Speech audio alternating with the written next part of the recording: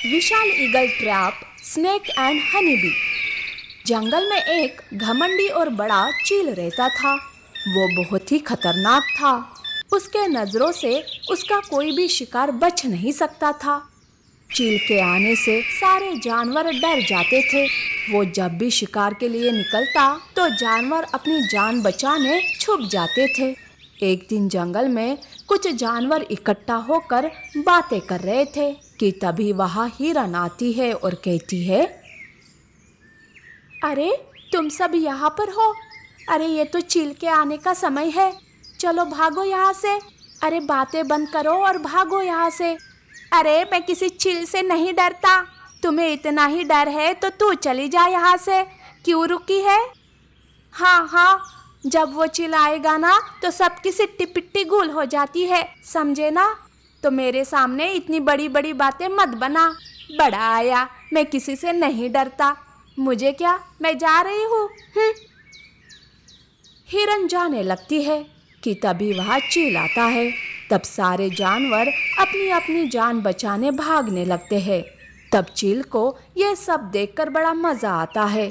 तब वो जोर जोर से हंसते हुए कहता है, भागो भागो, चील आ गया।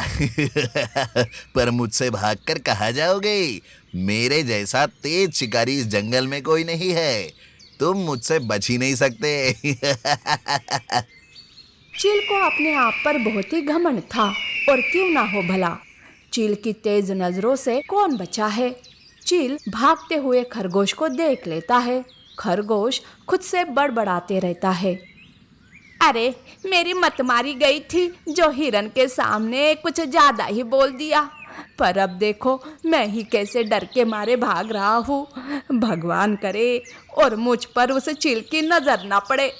खरगोश ऐसा कह ही रहा था कि तभी चील खरगोश का शिकार कर लेता है। चील की इसी दूर की नजर से सारे जानवर डरे हुए थे। ऐसे ही दिन गुजर रहे थे। एक दिन चील को सांप दिखाई देता है। तब चील सोचता है, अरे खरगोश खाते खाते तो जी उब गया है। आज तो इस सांप का शिकार करके देखता हूँ कि इसका स्वाद कैसा है। ऐसा सोचकर चील सांप पर नजर रखता है। सांप भी चील और उसके इरादों को भांप लेता है। वो आसपास छुपने की जगह देखता है। तभी उसे एक बिल नजर आता है। चील सांप पर हमला करता उससे पहले ही सांप बिल के अंदर तेजी से घुस जाता है। पहली बार चील का वार खाली जाता है। बिल के अंदर जाते ही सांप राहत की सांस लेते हुए कहता है, बाप रे, आज तो मैं बाल बाल बच गया। वो बिल एक खरगोश का था। तब वो खरगोश कहता है, अरे तुम्हारे शरीर पर कहाँ बाल है? पूरी की पूरी खाल ही खाल है और उसे भी हर साल में उतारते रहते हो। अरे यहाँ मैं डरा हुआ हूँ और तुम्हें मजाक सूझ रहा है। रुक, उस चील के हवाले तुम्हें कर देता हूँ, तब समझ आएगा। बाप रे चील! चील का नाम सुनते ही पेट में गड़बड़ शुरू हो गई। अब तो बाहर भी नहीं जा सकता। अब क्या करूँ? खरगोश पेट पकड़कर बैठ जाता है और सांप खरगोश की हालत देखकर हंसने लगता है। उधर चील अपने पेड़ पर जाकर गुस्से से कहता है, शिट! ये सांप आखिर में मुझे चकमा कैसे दे सकता है? ये बात किसी को पता चली तो मेरा क्या नाम रह जाएगा? सब हंसेंगे मुझ पर। नहीं नहीं, अब कैसे भी करके इस सांप का शिकार करना ही पड़ेगा। हाँ, अब मैं उस पर दिन रात नजर रखूंगा। चील के जाने के बाद सांप अपने बिल में चला जाता है। चील दूसरे दिन सांप को ढूंढते हुए उसके बिल तक पहुंच जाता है। सांप जब बिल से बाहर झांकता है तो उसे चील दिखाई देता है। सांप तो डर के मारे बाहर ही नहीं निकलता। इस तरह से सांप कुछ दिन बिल में ही छुपा हुआ रहता है। सांप भूख से बेहाल हो रहा था। तब वो सोचता है, बाप रे, पेट में तो कौवे कबड्डी खेल रहे हैं। इस चील से कैसे पीछा छुड़ाऊं? सांप का बिल जिस पेड़ के नीचे था उसी पेड़ पर एक बड़ा सा मधुमक्खी का छत्ता था। तब जाके सांप के दिमाग का लाइट ऑन होता है। सांप तुरंत पेड़ के ऊपर चढ़ता है। सांप मधुमक्खी के छत्ते के सामने आकर वहीं से चील को आवाज देने लगता है। अरे ओ चील, नीचे क्या देख रहा है? ऊपर देख, मैं पेड़ पर हूँ। हिम्मत है तो इधर आ। सांप जानबूझकर चील को उकसाता है। चील को मधुमक्खी का छत्ता दिखाई नहीं देता है। चील आगे पीछे कुछ न सोचकर सांप पर हमला करने जाता है। तभी सांप मधुमक्खी के छत्ते से हट जाता है और चील सीधे उस छत्ते से टकरा जाता है, जिस वजह से मधुमक्खियां बाहर निकलती है और वो चील को काट काट कर मार देती है। इस तरह से चील की समस्या हमेशा हमेशा के लिए दूर हो जाती है और सारे जानवर अब खुशी से जंगल में रहने लगते हैं। जंगल में एक भेड़िया था जो बहुत ही घमंडी था। वो जंगल के जानवरों को हमेशा कुछ न कुछ कहकर उन्हें तंग करते रहता।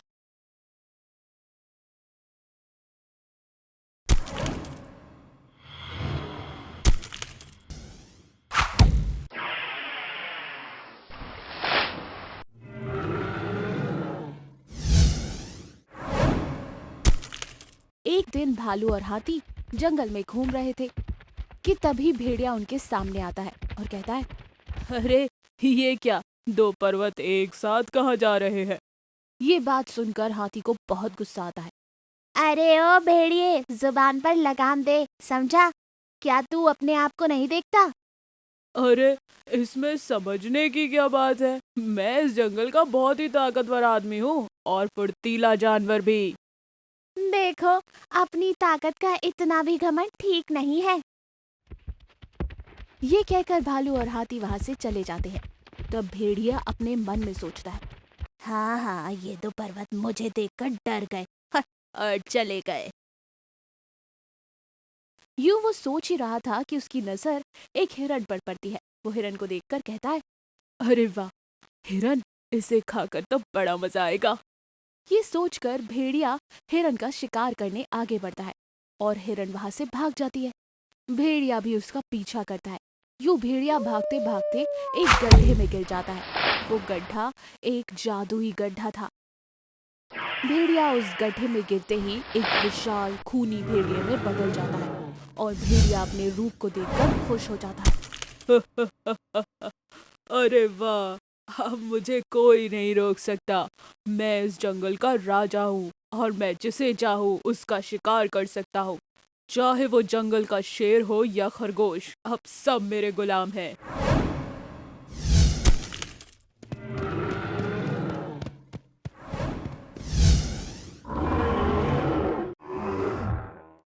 यूं वो जंगल में बेवजह शिकार करने लगता है।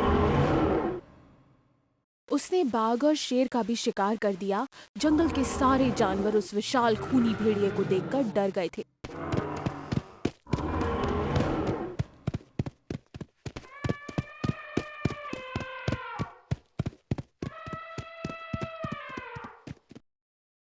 जानवर डर के मारे अपनी अपनी गुफाओं में रहने लगे। उसने हाथी को भी घायल कर दिया था। ये देख भालू बोला, अरे इस खूनी दरिंदे ने मेरे दोस्त का क्या हाल कर दिया है, मैं इसे नहीं छोड़ूंगा। भालू की ये बात सुनकर वहीं पेड़ पर बैठा भालू का दोस्त उल्लू भालू से कहता है, अरे दोस्त, तुम कैसे उस खूनी भेड़िए का सामना करोगे? हाँ, पर हम यूं हाथ पर हाथ धरे भी तो नहीं बैठ सकते।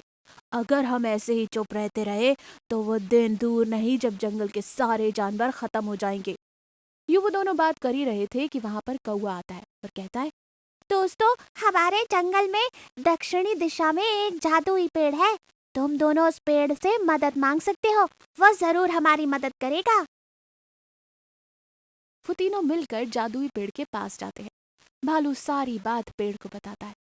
तुम लोग परेशान मत हो, मैं तुम्हें कुछ जादुई शक्तियां देता हूँ जिससे तुम शक्तिशाली हो जाओगे। ये कहकर जादुई पेड़ भालू और उल्लू को मिला देता है। भालू और उल्लू एक विचित्र शक्तिशाली रूप धारण कर लेते हैं। जैसे ही तुम दोनों उस भेड़िए के सामने जाओगे, तुम दोनों एक हो जाओगे और तुम में ढेर सारी शक्तियां आ जाएंगी। भालू और उल्लू पेड़ का धन्यवाद करते हैं और वहां से चले जाते हैं। इधर खूनी भेड़िया जंगल में आतंक मचा रहा था। भालू भेड़िया से कहता है, अरे ओ भेड़िए, अपनी हरकतों से बाज आ जा, नहीं तो तेरी खैर नहीं। ओ भालू, लगता है तुझे तेरी मौत से डर नहीं है। मौत को करीब से देखकर तेरी मत मारी गई है, जो तू मुझसे जबान लड़ा रहा है। अरे किसकी मौत किसके सामने है ये तो वक्त ही बताएगा। उल्लू और भालू की बात से भेड़िए को बहुत गुस्सा आता है और वो उन पर हमला कर देता है। जैसे ही वो हमला करता है, उल्लू और भालू दोनों एक हो जाते हैं और अपनी शक्तियों से भेड़िए पर हमला करते हैं। भेड़िया उन दोनों के रूप को देखकर डर जाता है। उल्लू और भालू मिलकर खूनी भेड़िए से लड़ने लगते हैं। दोनों मिलकर भेड़िए को मार देते हैं। जंगल के सारे जानवर उल्लू और भेड़िए का शुक्रिया अदा करते हैं। इस तरह से फिर से उस जंगल में खुशियाँ और शांति लौट आती है और अपने अपने रूप में आ जाते हैं। अगर आपको हमारी कहानी अच्छी लगी हो तो हमारे चैनल को लाइक और सब्सक्राइब करना मत भूलिए। और हाँ, इस कहानी को अपने दोस्तों के साथ जरूर शेयर कीजिए। Thank you. White tiger versus lion. जंगल में सूखा होने की वजह से तालाब सूख रहे थे। किसी तालाब में पानी था तो किसी में नहीं। जंगल का राजा शेर पानी की तलाश में नहीं जाता था, बल्कि बाकी के जानवरों को खुद के लिए पानी लेने भेजता था। ऐसे में एक दिन हाथी भागते हुए जंगल में दूसरी ओर जा रहा था। बंदर रोकते हुए हाथी से कहता है, अरे हाथी भैया, ऐसे जल्दी में भागे भागे कहाँ जा रहे हो? कोई जंगली कुत्ता पीछे पड़ गया है क्या? एक बार को जंगली कुत्ता पड़ता तो भी ठीक था, ये शेर महाराज के लिए पानी ढूंढना बहुत ही मुश्किल काम है। अच्छा, तो आज शेर ने तुम्हें काम पर लगाया है? जाओ जाओ, नहीं तो कल तो उसने लोमड़ी को मार दिया था। सुना है कि उसको पानी ले जाने में देर हो गई थी। तो ये सुनते ही हाथी वहाँ से पानी की तलाश में और तेजी से भागता है। इस तरह से हर रोज शेर किसी न किसी को काम पर लगाया करता था। बेचारे जानवर पानी पाने के लिए भटकते और शेर आराम से रहता। ऐसे में एक दिन जंगल में सफेद बाघ आता है। सारे जानवर छुप रहे थे। तब सफेद बाघ खरगोश से कहता है, क्या हुआ, तुम सब ऐसे छुप क्यों रहे हो? क्या खेल खेल रहे हो कोई? ये खेल नहीं है, हम सब खुद की जान बचा रहे हैं। ऐसा कहकर खरगोश सफेद बाघ को शेर के बारे में बताता है और फिर खरगोश अपने घर के अंदर छुप जाता है। तब तक वहाँ शेर आ चुका था। उसे देखकर सफेद बाघ कहता है, एक राजा होकर अपनी प्रजा के साथ ऐसा करना तुम्हें शोभा नहीं देता।